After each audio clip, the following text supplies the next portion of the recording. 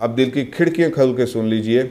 उन्होंने कहा सब कुछ इसलिए लुटाने को तैयार हो गए क्योंकि कलाम सामने था, क्योंकि कलीम सामने था, क्योंकि कलाम सामने था, क्योंकि कलीम सामने था। आप यकीन जानिए क्योंकि 4-5 साल पहले के मैंने ये फ़र्स्ट टाइम ये बुक पढ़ी, मैंने ये वाक़या पढ़ा। मैं उस वक़्त यूनिवर्सिटीज़ में लोगों के ईमान बचाने के लिए अपने लेक्चर्स दिया करता था। मुझे तब भी कोई 8-9 साल हो चुके थे।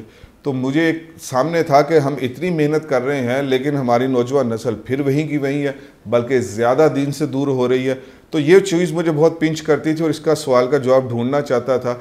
लेकिन मुझे जब इसमें ये मैंने देखा, मैंने उसी वक्त किताब बंद की और मैंने अपने आप से कहा कि तयस्सर साहब जवाब मिल गया। इस उम्मत के सामने कलीम नहीं है, इस उम्मत के सामने कलीम की ज़िंदगी नहीं है, कलीम की सीरत नहीं है। पूरी सीरत में से 2-3 वाक़यात वो भी बस 12 रबीउल अव्वल पे सुना दी और अपनी ज़िम्मेदारी पूरी समझ ली।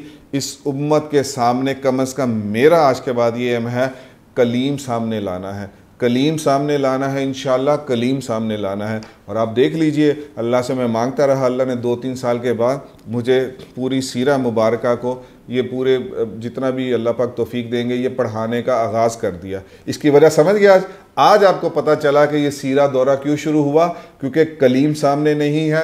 कलीम सब मिल के सामने लाएंगे। सबसे बड़ी चीज़ खुद अपने अंदर उतार कर जब हम कलीम सामने लाएंगे तो ये मुसलमान भी बनेगा और ये 6 अरब कुफार भी बनेंगे।